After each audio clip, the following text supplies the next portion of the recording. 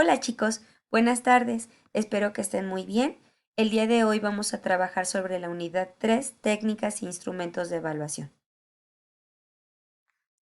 Vamos a dar un poco de tiempo para que nuestra presentación... ok, ahí está. Vamos a iniciar con esta unidad en donde el primer elemento que vamos a trabajar son las partes de una prueba. Y todos nos preguntamos, ¿qué es una prueba? Para nuestro autor Sampieri en el 2010, una prueba es la verificación de la forma de acción, reacción, saber o funcionamiento de un sujeto dentro de un entorno. Entonces, ¿qué es lo que nos va a dar una prueba? Una verificación. Vamos a verificar, vamos a constatar si el sujeto posee las acciones esperadas de acuerdo a su edad o posee las reacciones esperadas de acuerdo a su edad. Cuando nosotros estamos midiendo la parte de asertividad, por ejemplo, ahí estamos esperando a identificar los tipos de reacción. Cuando hablamos de acciones, estamos hablando de conductas. Entonces, verificamos que las conductas que el sujeto presenta en este momento realmente corresponden a su edad. Por ejemplo, un niño de 6 meses, ¿qué es lo normal que tuviera que estar realizando? Un niño de 6 meses, lo normal que tuviera que estar realizando sería empezar el proceso de gateo.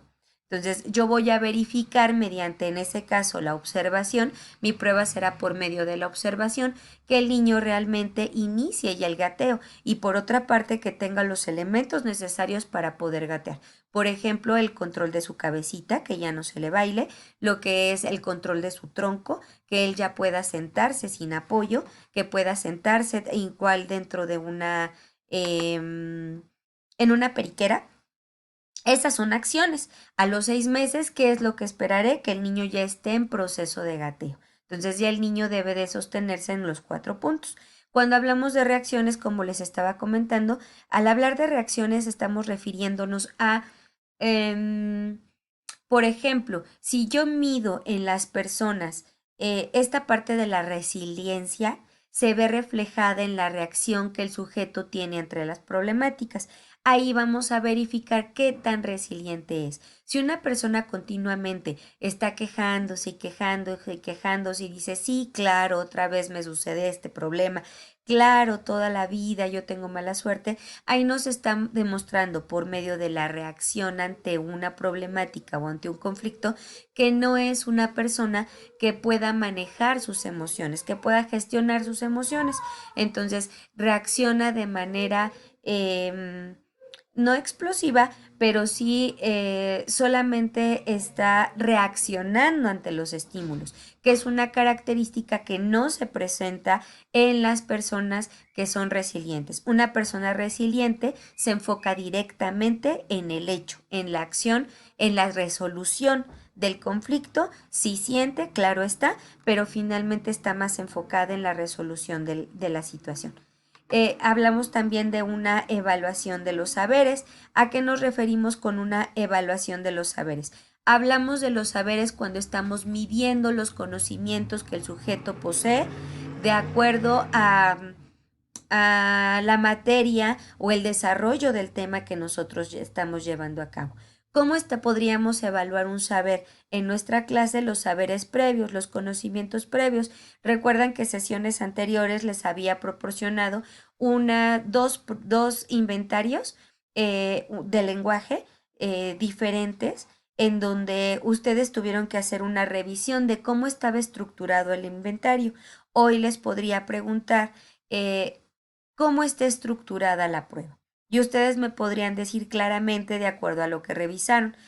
Por ejemplo, los datos de identificación, qué datos de identificación trae, lo que es el nombre del sujeto, la fecha de aplicación, fecha de nacimiento, la edad con días, meses y años, el grado y grupo en el que se encuentra cursando, el nombre del entrevistador o el nombre del evaluador en este caso, y posteriormente vienen una serie de ítems, que era lo que venían revisando y los comentarios que estuvimos haciendo en hora clase, con respecto a lo que estaba midiendo. Si estamos midiendo lenguaje, estaban ustedes evaluando las características que el niño puede, las palabras, perdón, que el niño puede mencionar de manera adecuada de acuerdo a la edad que se encuentra. Entonces, en los saberes, ¿qué es lo que vamos a evaluar? Los conocimientos previos, lo que el sujeto ya conoce, lo que el sujeto ya domina, lo que el sujeto ya es capaz de manipular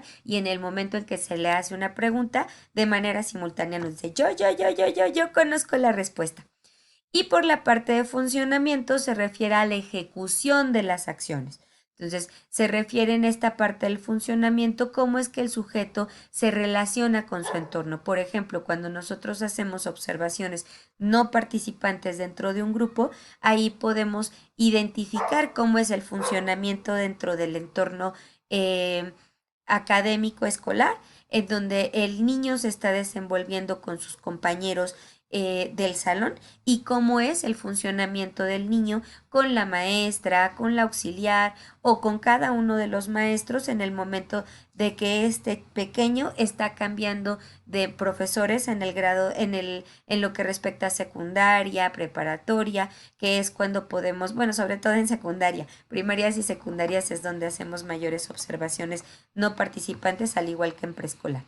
Entonces, a eso se refiere lo que es la prueba. Quedamos entonces, cerrando esta idea, que la prueba es verificar, constatar que lo que yo estoy evaluando, ya sea acciones, ya sea reacciones ante una situación, ya sea saberes previos o conocimientos que ya tiene el sujeto sobre un tema, o bien cómo funciona dentro de su entorno. Pasamos a la siguiente diapositiva. Vamos a darle nuevamente un poquito de tiempo para que nos pueda permitir hacer el cambio.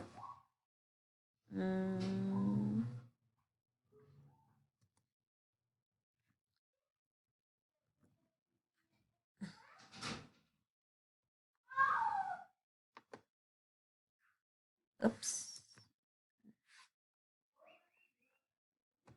Chimpón papas cuas. Como que nos está dejando del todo esta diapositiva. Bueno, lo siguiente que viene dentro de nuestra presentación son las partes de una prueba. Y dentro de las partes de una prueba vamos a encontrar que una de las partes iniciales es saber qué es lo que quiero medir. En función de qué va a ser lo que yo quiero medir, qué quiero medir. A veces decimos, es que quiero medir procesos autorregulatorios en niños de lactantes. Y decimos, oh Dios, recordemos que los lactantes son desde los 3 meses, generalmente te los reciben, aun cuando el lactante inicia al mes de edad hasta el año de edad. Entonces decimos, quiero medir procesos autorregulatorios en lactantes. Y empezamos a checar la información y decimos, oh por Dios, procesos autorregulatorios en lactantes, no existen procesos autorregulatorios. ¿Por qué? Porque el niño está en proceso de desarrollo y por consiguiente todavía no tiene procesos autorregulatorios. Y a lo mejor me van a decir, ay, Miss, ¿qué es un proceso autorregulatorio? Ok, un proceso autorregulatorio se refiere a que el propio sujeto sepa gestionar sus emociones, sepa cómo conducirse ante diversas circunstancias de la vida. Entonces, que él sepa manejar un proceso autorregulatorio, por ejemplo, es la tolerancia a la frustración. Entonces, recordemos que en la etapa de lactantes, los niños todavía no tienen desarrollada esta parte de la tolerancia a la frustración. A veces nos vamos por la idea general de decir, bueno, es que esta característica debe de estar presente. Cuando nosotros no conocemos de la población a la cual nosotros nos queremos dirigir o no conocemos del tema de manera previa a la estructuración de una prueba, cometemos ese tipo de errores. Entonces, ¿qué les sugiero para poder elegir el tema? Seleccionar su constructo de evaluación. Primero tendremos que leer un poco sobre diferentes temáticas de nuestro interés para ver a qué se refieren, qué características posee, en todos los ámbitos, en el ámbito, cómo se explica desde el ámbito cognitivo, desde el ámbito social, en el caso de aquellas habilidades sociales. Y por otra parte tendremos que identificar en qué edades esa característica ya se encuentra presente. A veces empezamos estudios de investigación, o trabajos de investigación que más adelante vamos a ver el reporte de investigación, en donde nosotros empezamos queremos investigar sobre algún tema y empezamos a hacer estructuración de hipótesis, variables operacionales, conceptuales, y finalmente no conocemos nada del tema, ¿no? Y se va demostrando cuando nosotros hacemos, por ejemplo, el planteamiento que les hice, quiero medir procesos autorregulatorios en un niño de lactantes. Cuando si conocemos las características de desarrollo de la población con la que yo quiero trabajar, no hay posibilidades de hacer un estudio de esa naturaleza, porque los niños de lactantes todavía apenas más bien están en proceso de desarrollo de sus habilidades autorregulatorias. Entonces, lo primero que tengo que hacer es leer sobre el tema, identificar en qué población es característica ese constructo que yo quiero evaluar para que yo pueda determinar, quiero este constructo, valga la redundancia. Entonces, ¿qué voy a evaluar? Necesito conocer cuál es la característica, en qué población y en qué momento la voy a evaluar. Esos tres elementos son fundamentales. Con eso ya puedo empezar a trabajar dentro de lo que es la construcción de mi prueba, que hablábamos en sesiones anteriores, que nosotros no vamos a construir como tal una prueba, nosotros vamos a construir un inventario. Para que yo hable de una prueba, debe de tener tres elementos fundamentales: validez, confiabilidad y estandarización, que son procesos estadísticos que en lo que respecta a nuestra materia no nos vamos a meter. Solamente vamos a hacer un inventario porque vamos a determinar una serie de reactivos, una serie de ítems que de manera observacional o por medio de preguntas o por medio de actividades que yo pueda trabajar con las personas, o por medio de preguntas, incluso cuestionarios, en donde el sujeto haga una autoobservación de cómo se mueve en el entorno, él me pueda decir si posee esa característica o si lo realiza de esa manera y qué tan frecuente lo realiza de esa manera como lo está estipulando.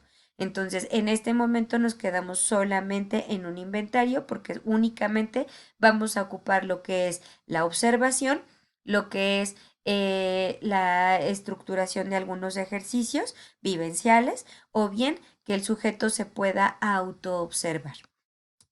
Y vean, nuestras diapositivas siguen sin pasar. Entonces, posteriormente de que yo ya tengo mi constructo, ¿qué es lo que voy a hacer? Voy a identificar de ese constructo lo que es mi variable conceptual y mi variable operacional. ¿Qué es la variable conceptual? La definición de lo que es mi constructo. Si yo hablo sobre mi constructo puede ser motricidad gruesa, yo voy a tener que identificar desde por lo menos tres autores lo que es la motricidad gruesa. Para tal autor, motricidad gruesa se refiere a, y ponemos la definición textual que nos está dando finalmente los tres autores que yo consulte. Posteriormente, la variable operacional. La variable operacional nos habla de los elementos que integran lo que es mi constructo. Motricidad fina.